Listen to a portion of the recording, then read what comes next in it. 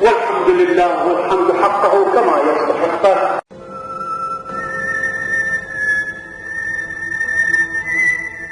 أنا أنصحكم تبقون في أماكنكم لا يغادر أحد حتى تصلوا ركعتين شكرا لله على نهاية السنة الأولى لصلاة الجمعة وبدء السنة الثانية لصلاة الجمعة.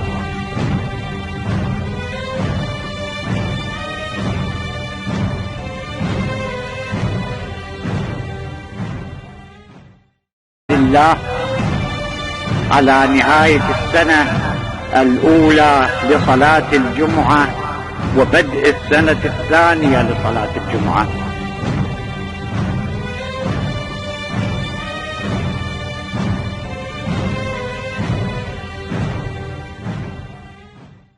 لصلاة الجمعة